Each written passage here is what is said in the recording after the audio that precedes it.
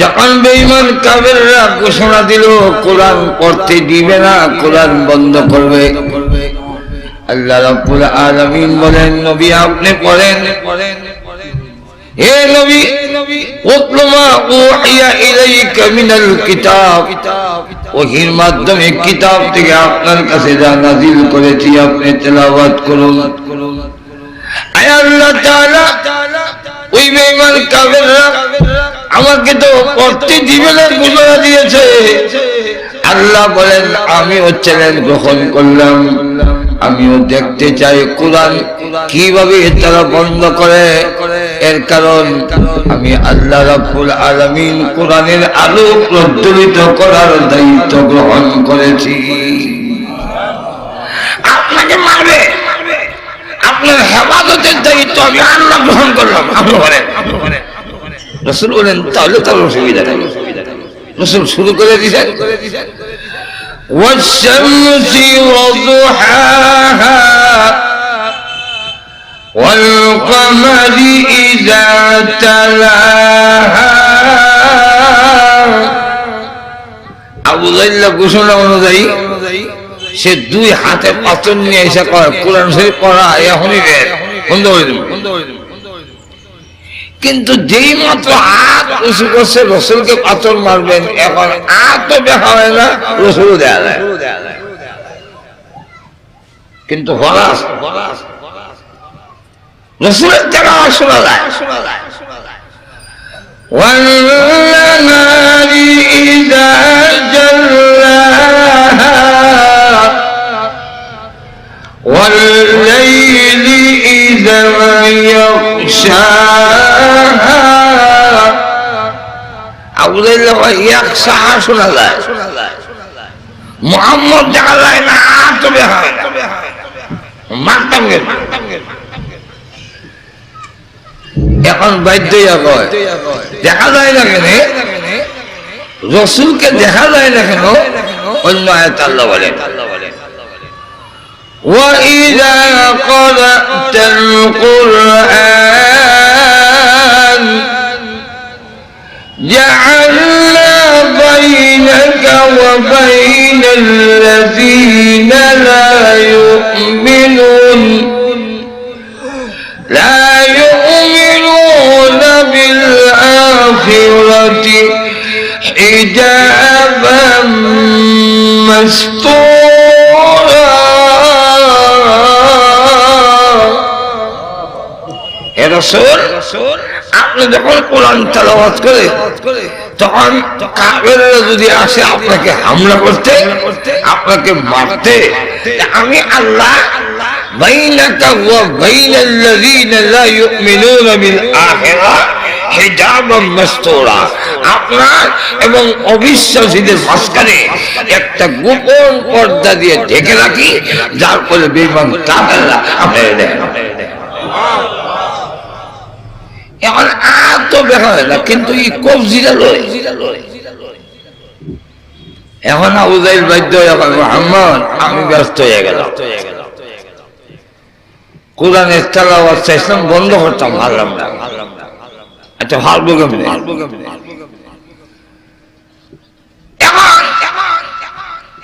আপনি আমারে মাফ করে দেন, আত্মীয়তার দোহাই দিয়ে হই, আপনি আমাদের কারো ভাতিজা কারো ভাই, এই সূত্র ধরে হই, আপনি আমাদের মাফ করে দেন। রাসূল বললেন, যান, আমি আমার লক্ষ্যের মধ্যে দাগ লাগাইতাম চাই না, আপনারা মাফ করে দিলাম।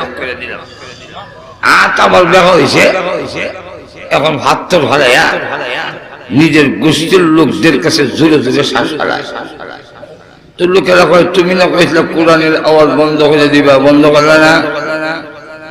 ওই বেটা তো দেখা হয় না, মুহাম্মদ দেখা যায় না, কই মারতাম তোর বাপের তালুক মারবে।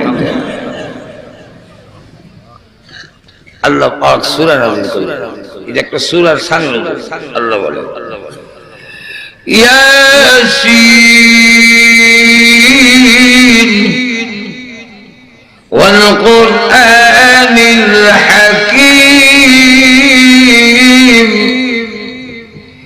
ইন্নাকা লামিনাল মুরসালিন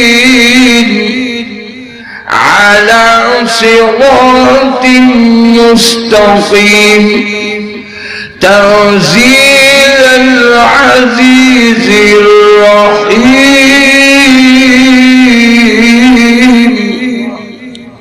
আল্লাহ সূরা নাযিল করে বলে এরে জানায় দেন আবু জাহেল সহ কিয়ামত পর্যন্ত সমস্ত বিশ্ববাসীকে জানায় দেন কোরআন দুর্বল সত্তার কাছ থেকে নাযিল হয় নাই তানজিলাল আজিজির রহিম আজিজ রহিম আজিজ অর্থ হইল জবরদস্ত বাংলা হয় পরাক্রমশালী এমন সত্তার কাছ থেকে নাযিল হয়েছে যিনি তার প্রতিপক্ষের কাছ থেকে বদলা নেওয়ার ক্ষমতা নাই বিলে আল্লাহ নাই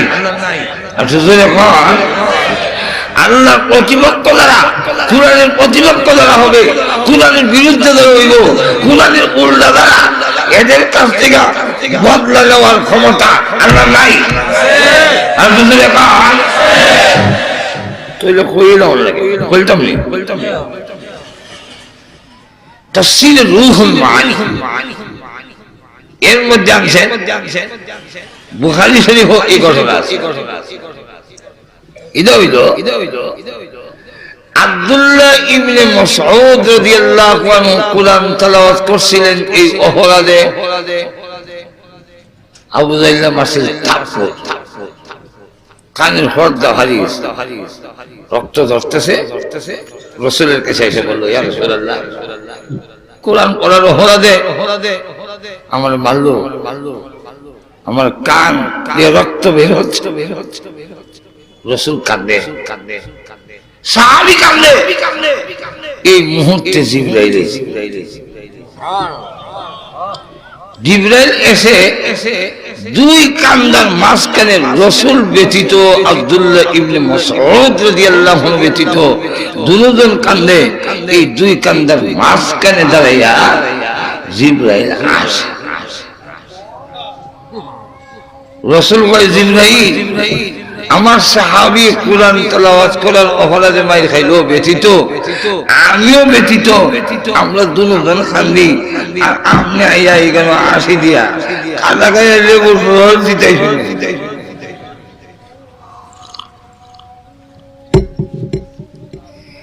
জিবরাইল বলেন ইয়া রাসূলুল্লাহ আপনি আমার প্রতি মনোক্ষুণ্ণ হইবেন না আল্লাহ আমারে যা কয় আমি তা করি আল্লাহ বলছেন দুই হাসির মাঝখানে তুমি কাঁদো দুই কান্দার মাঝখানে তুমি আনো রাসূল বলেন কেন আসবার লেগে হয়েছে আল্লাহ বলছেন কারণ এখন কইতাম না মদিনা যাওয়ার হলে আর সুদূরে বলেন তো লম্বা করে না রাসূল তো হিজরত করে মদিনা গেলেন মদিনা যাওয়ার পরে আবু জাহেল হুমকি দিল মদিনায় থাকতে দিবে না যেমন বোঝা যায় হের জায়গাটা হের বাহে মদিনাও থাকতে দেওয়া হবে না কিন্তু মদিনার লোকেরা রাসূলকে এমন ভাবে গ্রহণ করলো হযরত সাদ ইবনে মুআয রাদিয়াল্লাহু আনহু যিনি কবিলায়ে আউসের সরদার তিনি ঘোষণা দিলেন হে আবু জাহেল হুমকি দিস না বেটা যে সময় ঈমান আসিল না এই সময় তলারের লড়াইছি না আর এখন আমরা ঈমান আনি রইছি আমরা আল্লাহ ছাড়া ঈমানদার কারো সব রাঙ্গানি ভয় পায় না এর কারণ তোমরা বেশির থেকে বেশি আমাদেরকে হত্যা করবে মেরে ফেলবে তোমরা শরাবের পিয়ালা শরাব পান করতে যদ্দূর ভালোবাসো আমরা শাহাদাত বরণ করাকে তার চাইতে 1000 গুণ ভালোবাসি যেরকম ঠিক না মুহাম্মদ সাল্লাল্লাহু আলাইহি ওয়াসাল্লাম আসে নাই আমরা আনছি দাওয়াত দিয়া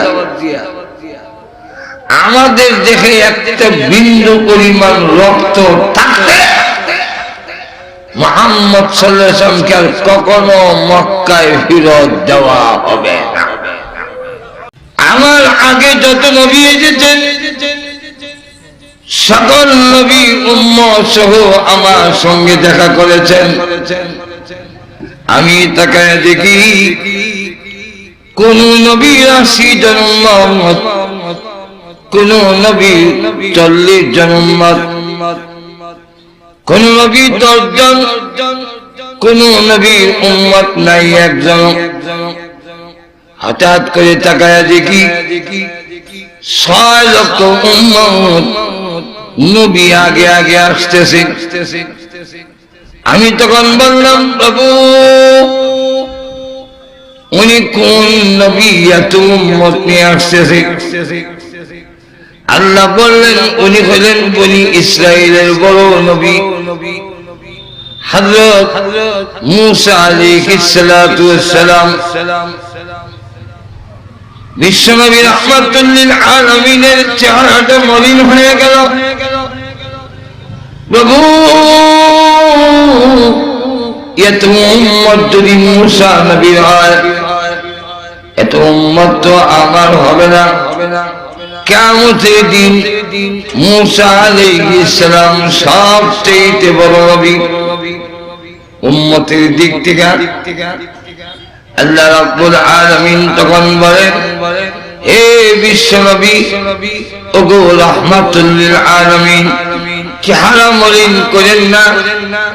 লক্ষ্য করে দেখেন লোহে মাহফুজের বহুদের মধ্যে কে কে আপনার উম্মত হবে, নাম ঠিকানা ছবি সহ সেখানে লটকানো আছে। এক্ষুনি আমি আপনাদের দেখাইয়া দিই। আপনি মেহেরবানি করে মাথাটা একটু ডান দিকে ঘুরান। আল্লাহর নবী বলেন, আমি যেই মাত্র আমার মাথা ডান দিকে ঘুরাইলাম, তাকায় দেখি শুধু মানুষ আর মানুষ। মানুষের ভিড়ের কারণে আমার ডান দিকের আসমান আর দেখা যায় না। আমাকে বলা হলো, নবী এবার বাম দিকে তাকান। আমি আবার বাম দিকে তাকাইলাম, তাকায় দেখি সেখানেও মানুষ। এত মানুষ, মানুষের ভিড়ের কারণে আমার বাম দিকের আসমান দেখা যায় না। আল্লাহ বললেন উপর দিকে তাকান। আমি উপর দিকে তাকাইলাম, তাকায় দেখি শুধু মানুষের মানুষ। মানুষের ভিড়ের কারণে উপরের আসমান দেখা যায় না। আল্লাহ ডাক দিয়া বলে, ও বিশ্ব নবী, ও রাহমাতুল লিল আলামিন, মাত্র 6 লক্ষ উম্মত দেখি আপনার চেহারাটা মলিন হয়ে গিয়েছিল। যাইনে ভাবে উপরে 6 লক্ষ নয়, 6 কোটি নয়, অসংখ্য অগণিত মানুষ যা দেখলেন নবী গো, সকল মানুষগুলো আপনার উম্মত। তাহলে লোকে মাহফিলের মধ্যে সবগুলো সংরক্ষিত। আল্লাহ পাক বর্তমান বিশ্ব টেবিলে বসে কম্পিউটার ঢুকাইতেছে। কম্পিউটার বই বইয়া আমেরিকার থেকে বইয়া সারা বিশ্বে কোন জায়গায় কি হইতেছে না হইতেছে ঠিক তেমনি হবে। আল্লাহ পাক সারা বিশ্ব, সারা পৃথিবী তার কম্পিউটারের ভিতরে যার নাম লোহে মাহফুজ এর ভিতরে ঢুকায়। তাই আল্লাহ রাব্বুল আলামিন তাফসীরে ইবনে কাসিরের মধ্যে উল্লেখ করা হয়েছে দৈনিক 360 বার আল্লাহ লোহে মাহফুজের দিকে তার রহমতের নজর দেয়। ইসরাফিল বলেন, আমার কপালও এই লোহে মাহফুজ থাকার কারণে 360 বার আল্লাহর রহমত নজর আমার উপর। সুবহানাল্লাহ। তাহলে লাভ হইছে না কোথায়? সেই লোহে মাহফুজের মধ্যে কোরআন শরীফ রাখা বিভিন্ন আয়াতে উল্লেখ আছে। এর মধ্যে এক আয়াত আল্লাহ বলেন, ইন্নাহু লাকুরআনুন কারীম। সুবহানাল্লাহ। ফি কিতাবিন মাকনুন। সুবহানাল্লাহ। يمسه إلا المطهرون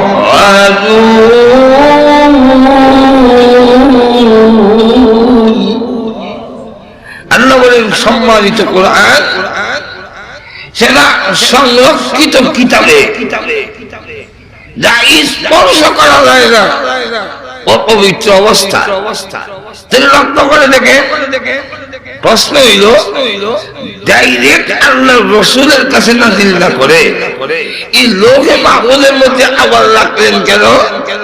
এমন জায়গা রেখেছে যেখানে কেউ স্পর্শ করতে পারবে না। যদি কেউ কোরআনের আলো নিভাই দিতে চায় কিয়ামত পর্যন্ত চেষ্টা করেও কেউ পারবে না। একটু আসতে কই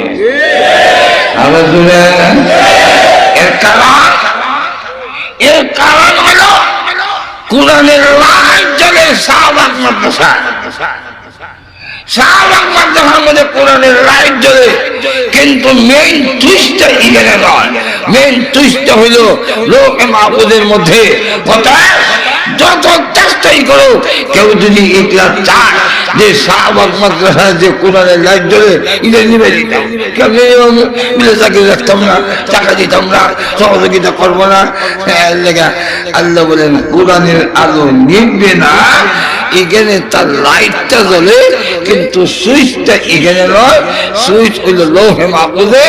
কোরআনের আলো কেউ কিয়ামতের আগেও নিভাতে পারবে না।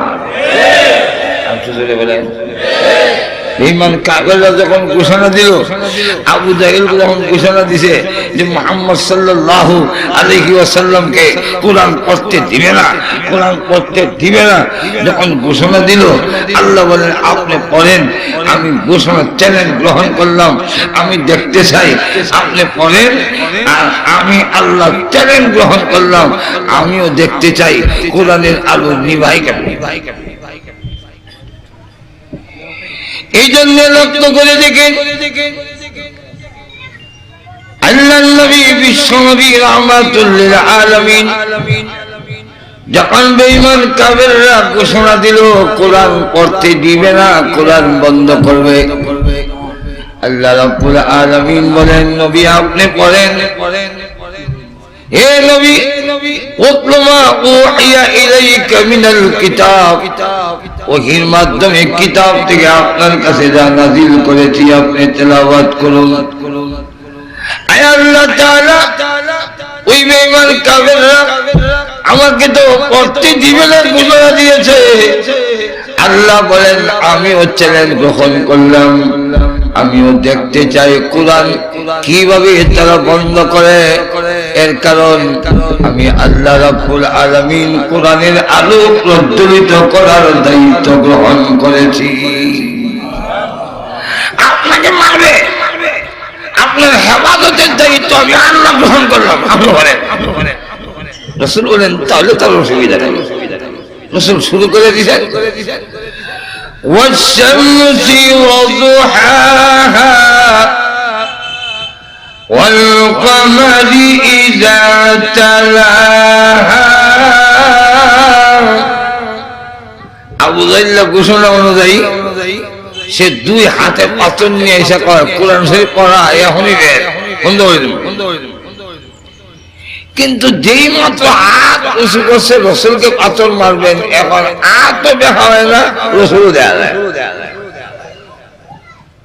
কিন্তু রসুলের দেখা শোনা যায়। والنهار إذا جلاها والليل إذا يغشاها।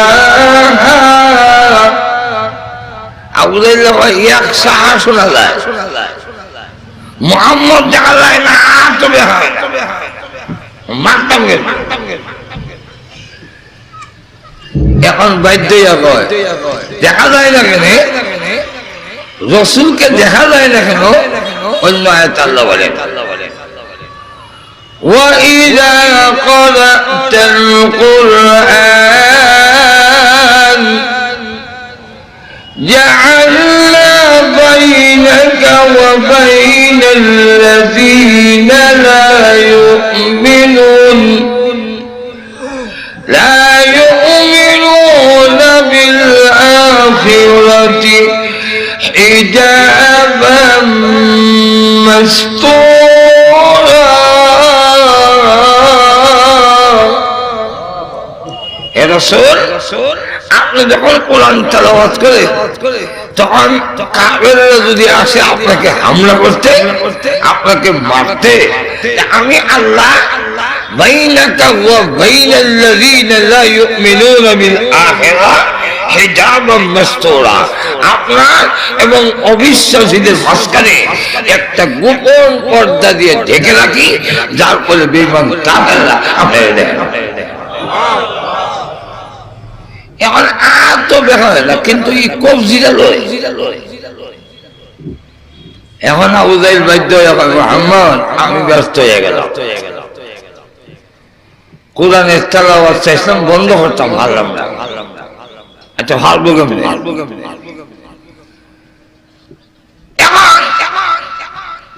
আপনি আমারে মাফ করে দেন,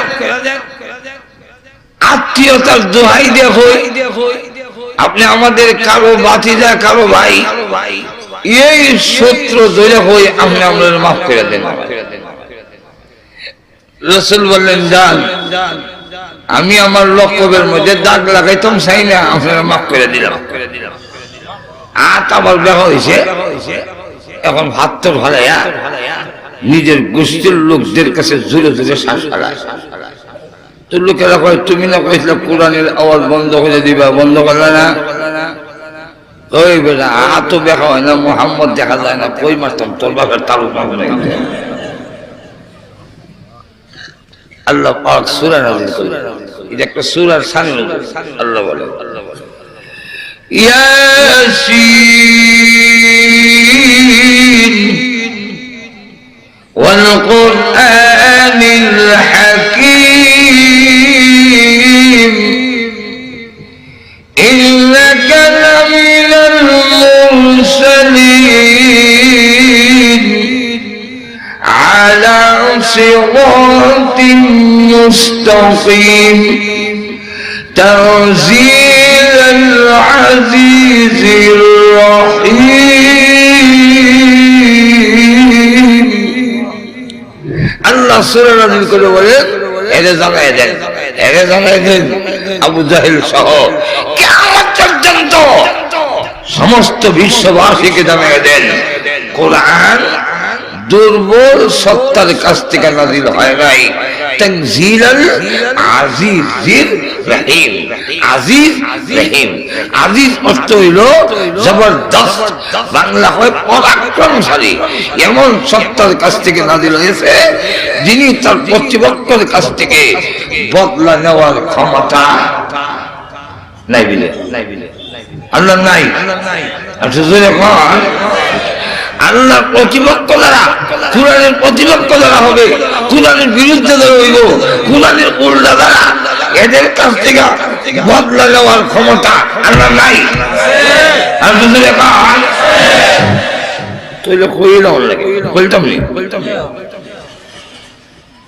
তাফসীর রূহুল মাআনি এর মধ্যে আনছেন বুখারী শরীফ এই ঘটনা আছে। আব্দুল্লাহ ইবনে মাসউদ রাদিয়াল্লাহু আনহু কুরআন তেলাওয়াত করছিলেন এই অপরাধে।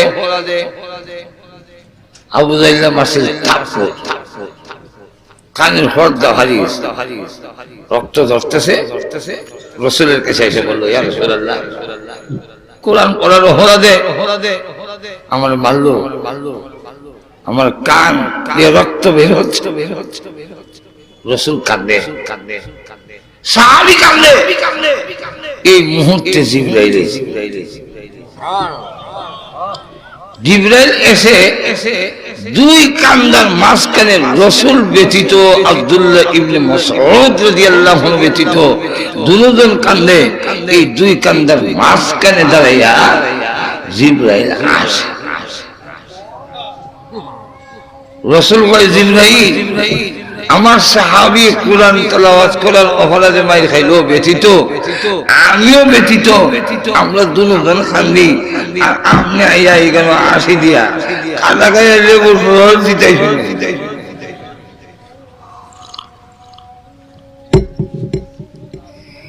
জিবরাইল বলেন, ইয়া রাসূলুল্লাহ, আপনি আমার প্রতি মনোক্ষুণ্ণ হইবেন না, আল্লাহ আমাদের যা কয় আমি তা করি। আল্লাহ বলছেন দুই হাসির মাঝখানে তুমি কান্দো, দুই কান্দার মাঝখানে তুমি আনো। রাসূল বলেন, কেন আসবার লেগে হয়েছে? আল্লাহ বলছেন, কারণ এখন কইতাম না, মদিনা যাওয়ার হলে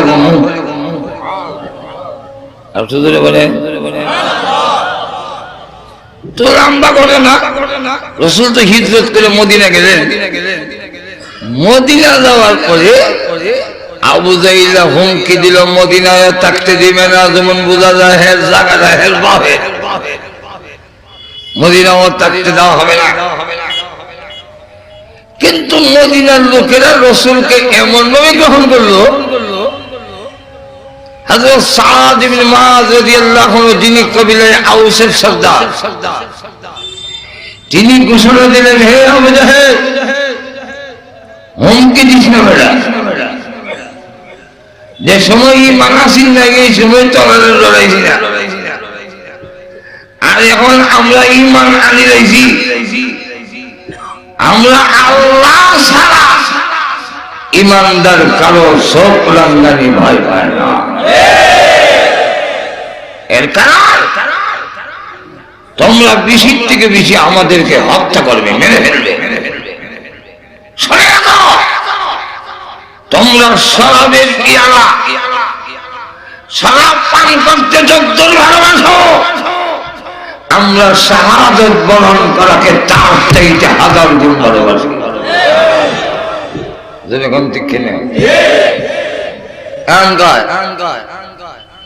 মুহাম্মদ সাল্লাল্লাহু আলাইহি ওয়াসাল্লাম আসে নাই, আমরা আনছি দাওয়াত দিয়া। আমাদের দেখে একটা বিন্দু পরিমাণ রক্ত থাকতে মুহাম্মদ সাল্লাল্লাহু আলাইহি ওয়াসাল্লামকে আর কখনো মক্কায় ফিরত দেওয়া হবে না। তুমি কিতা করবার করিলে? 1 বছর যেতে না যেতেই লড়াই শুরু হয়ে গেল। 1000 সোলজার নিয়ে অস্ত্রে শস্ত্রে যাইল। রাসূল বলেন, এখন কি করি? লম্বা ঘটনা, সময় কম। সাহাবায়ে কেরাম বললেন, একজন ধরে বলেন, ইয়া রাসূলুল্লাহ, রক্ত দিলেন, জান দিলেন, আর কি করবো, চলেন যাই। রাসূল বলেন, তুমি বসো, তুমি তো মক্কা, এটা তো মদিনা। 3 জন দাঁড়ানির পরে বসাইয়া দিলেন। মদিনার একজন দাঁড়ায় বললেন, ইয়া রাসূলুল্লাহ, আমরা মক্কা আর মদিনা, আনসার আর মুহাজির, আমরা তো মনে করি একই, কিন্তু আপনি দেখতেছি মক্কার দাঁড়াইলে বয়া দেন, কারণ লেগে দেন। আমরা কি মুসানবী নই? আমরা মদিনা দাঁড়া, আমরা তো আপনার উম্মত, আমরা দাঁড়াই না, মক্কার একদম দাঁড়াইলি। আপনি যদি শুনতে চান, আমরা কি কই? نقاتل في سبيل الله عن يمينه وشماله وخلفه وبين يديه يا رسول الله, আপনার সামনে পিছনে ডাইনে বামে লড়াই করে শহীদ হব, 1 ইঞ্চি পিছপা হব না। রাসূল বলেন, তাহলে যাও, মোকাবেলা করি। এর মধ্যে দেখা গেল 2 বাচ্চা ইয়াজিদ, একজনের নাম মাআদ, আরেকজনের নাম মুআউইজ। কেউ বলেন এক আনসারী সাহাবীর 2 বাচ্চা, আর কেউ বলেন তারা 2 জন 2 সাহাবীর বাচ্চা। তাদের বয়স নিয়ে একটাও আছে। কেউ বলছেন এক বাচ্চার বয়স 14, আর এক বাচ্চার বয়স 12। 8, 9 এরকম বয়সের মধ্যে ইখতিলাফ। দুই বাচ্চা কয় ইয়া রাসূলুল্লাহ আমরারে অনুমতি দেন, আমরাও যাইতাম। তোমরা যাইবা? হ্যাঁ। বয়স কত? হুজুর আমার 14। 15 নিচে যুদ্ধের অনুমতি দেওয়া হয় না, যাও। এই ছেলেটা উকি দেওয়া হয় 15 বছরের সময়, ওই চিনি দেখেন তো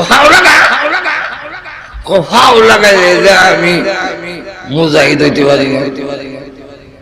আচ্ছা যা, তোর যখন তোর দোষবা, দাদা অনুমতি দিলাম। 12 বছরের ছেলে হয় আমাদের দিবেন না? না। কেন? 15 বছরের নিচে দেই না।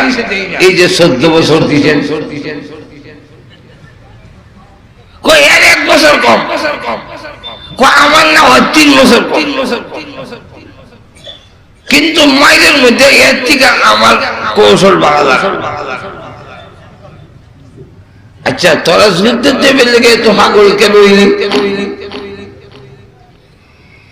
এই দুই বাচ্চা জবাব দেয়, ইয়া রাসূলুল্লাহ, ইয়া হাবিবাল্লাহ, আপনি যখন মদিনায় ঢোকেন ছোট ছোট বাচ্চারা অভ্যর্থনা দিয়েছিল, বলেছিল তালা আল বদরু আলাইনা মিন সানিয়াতিল ওয়াদা ওয়াজাবা শুকরু আলাইনা মাদালিল্লাহি দা।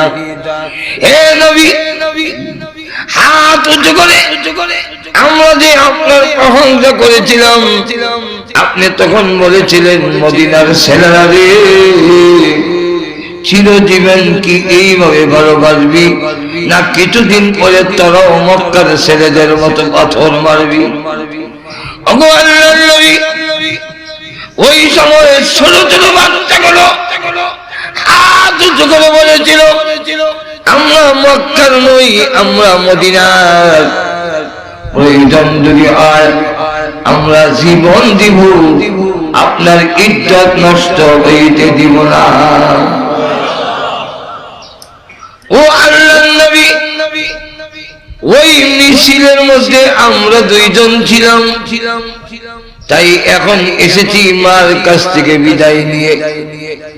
শুনছি এই বদরের জমিনে আবু জাহেল আসবে, যেই আবু জাহেল আপনাকে মক্কার জমিনে অনেক অত্যাচার করেছে, কষ্ট দিয়েছে, বদলা নেওয়ার জন্য গো আল্লাহর নবী মার কাছ থেকে বিদায় নিয়ে চলে এসেছি। আল্লাহর নবী দুজনকে অনুমতি দিয়ে দিলেন। তুমুল লড়াই শুরু হয়ে গিয়েছে।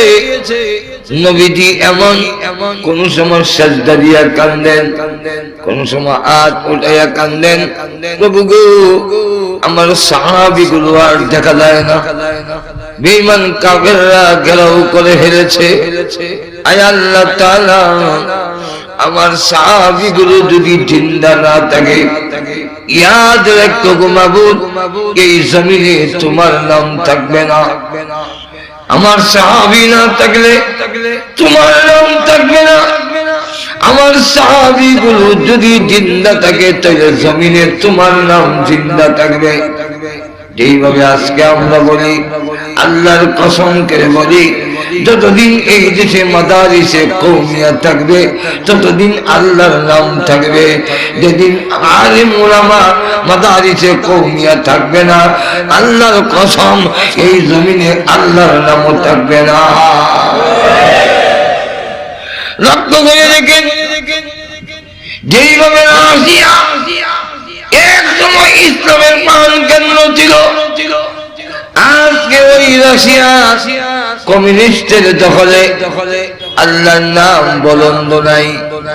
কেন? আলিম ওলামা শেষ করে ফেলেছিল। ঠিক তেমনি ভাবে এই বাংলাদেশের জমিনে যতদিন শাহবাগের মতো মাদ্রাসাগুলো থাকবে, ওলামায়ে কেরাম বুজুর্গানে দ্বীন থাকবে, আল্লাহর কসম নাস্তিকরা যতই ফালাফালি করো, এই জমিন থেকে আল্লাহর নাম মুছে ফেলতে পারবে না। ভাইরা আমার, লক্ষ্য করে দেখেন, নবীজি বলেন, প্রভু আমার আমার সাহাবীগুলোকে চতুর্দিক থেকে আবু জেহেলের বাহিনীরা ঘেরাও করে ফেলেছে, আর দেখা যায় না। তোমার যদি ইচ্ছা থাকে জমিনে তোমার নাম জিন্দা রাখবে, আল্লাহ আমার সাহাবীগুলো একবারে শহীদ করে দিও না। আর যদি তোমার ইচ্ছা হয় এই জমিন থেকে তোমার নাম মুছে ফেলবে, আমার সাহাবীগুলো শহীদ করে দিলে আমার আপত্তি নাই। এমন ভাবে যখন কান্না শুরু করে দিয়েছে, আল্লাহ তখন ডাক দিয়ে বলেন, ইয়া আইয়ুহান নবিয়্যু হাসবুকাল্লাহ ওয়া মান ইত্তাবাআকা মিনাল মুমিনিন। হে নবী, অস্থির হয়েন না, পৃথিবীর কেউ যদি না থাকে তাতেও কোনো আপত্তি নাই, আমি স্বয়ং আল্লাহ আপনার জন্য যথেষ্ট। এরপরে মুমিনদের একটি বাহিনী আপনার সাথে আসে, আপনি একটু ডান দিকে মাথাটা ঘুরাইয়া দেখেন, নবীজি ডান দিকে ঘুরাইয়া দেখে 500 ফেরেশতা, এদের সেনাপতি হযরত জিবরাইল। আবার বাম দিকে ঘুরান, বাম দিকে ঘুরাইলেন, তাকায়া দেখেন আরো 500 ফেরেশতা, এদের সেনাপতি হযরত মিকাইল। এই দুইজনের নেতৃত্বে আল্লাহ 1000 ফেরেশতা প্রথমত নাজিল করলেন। সাহাবীরা বড় হতভম্ব হয়ে আছে।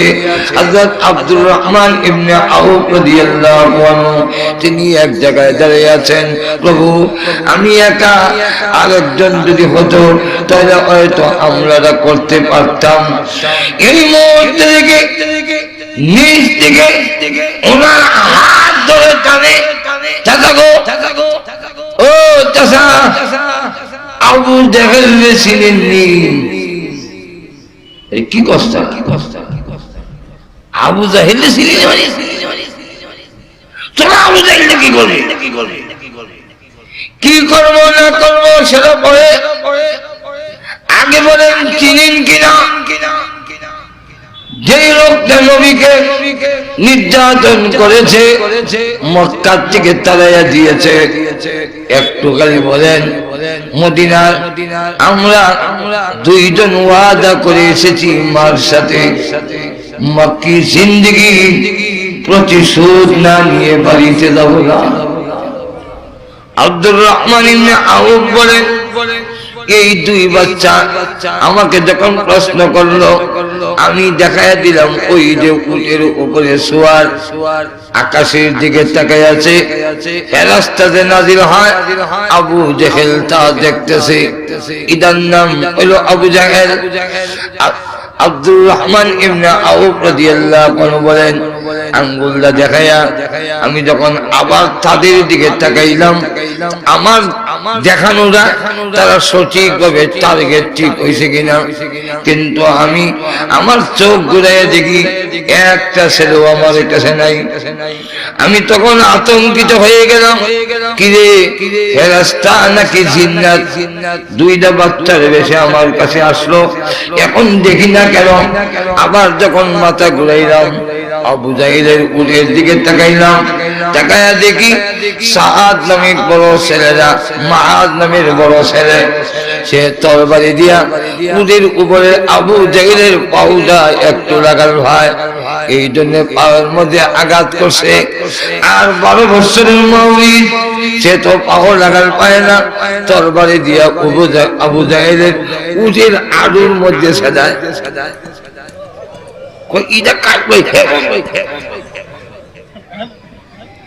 যেই মাত্র পায়ের মধ্যে আঘাত করেছে, আবু জাহেল ভাই কে এত বড় স্পর্ধা আমার পায়ে আঘাত করলো, এমনি উঠ থেকে লাফ দিয়ে নিচে নামছে।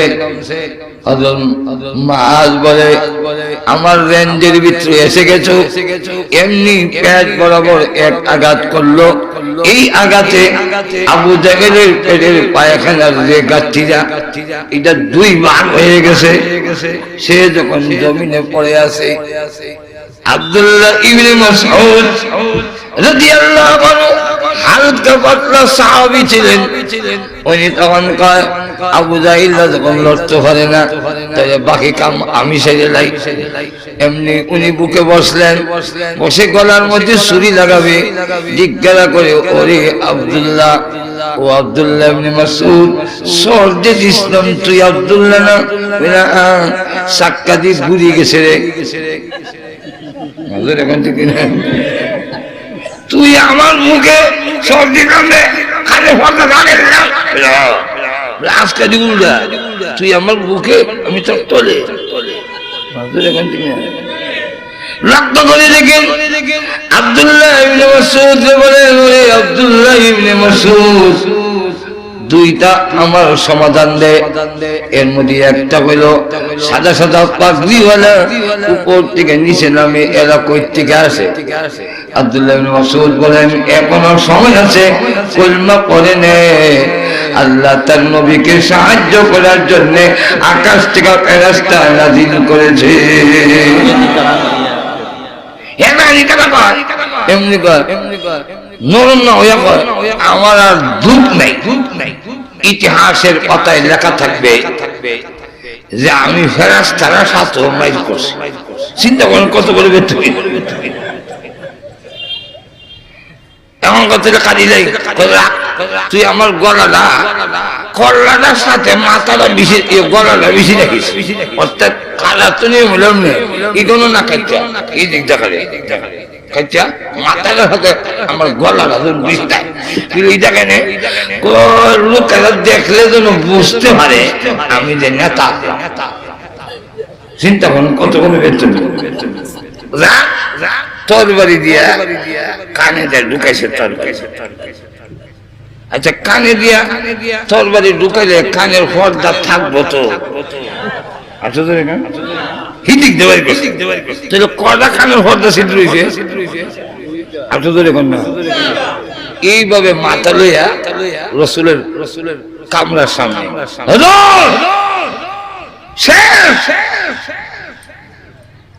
আপনার উম্মতের ফেরাউন আবু জাহিল মাথা আইছি। সুবহানাল্লাহ। আরে কোস কিটা তুই আব্দুল্লাহ ইবনে মাসউদ? হ্যাঁ, দৌড়তে বের হয়েছে। রাসূল আয়েশা তার মাথার দিকে তাকায়া মুস্কি হাসার কয় আমার উম্মত এই যুগের ফেরাউন থেকে রক্ষা পেয়েছে। হাসার কয় বুখারীর হাদিস আল উযুনু বিল উযুন, কানের বদলা কান, ওয়ার রাসু জিয়াদা, মাথাটা অতিরিক্ত। এই আব্দুল্লাহ এবার দেখো আল্লাহ যে বলছে তানজিলুল আজিজুর রহিম, তার বাস্তবতা দেখো। তোমার একটা কানের পর্দা হলে দিল্লি তোমার দিয়ে দুই কান ছেড়ে বাড়াইছে। মজুরে কোন ঠিক না? আর তোমার শুধু কানের পর্দা বাড়াইছি, আর আল্লাহ তোমার দিয়ে কানের ছিদ্র করাইছে, পর্দাও নিয়েছে। সুবহানাল্লাহ। আর হুজুরে কোন না আল উযুনু বিল উযুন ওয়াল রাসু জিয়াদা, মাথাটা অতিরিক্ত বদলা এনে প্রমাণ করে দিলেন আল্লাহ কুরআনের বিরুদ্ধে যারা যাবে তাদের কাছ থেকে বদলা নেওয়ার ক্ষমতা আল্লাহর আছে। তাহলে আমরা জীবনে মরণে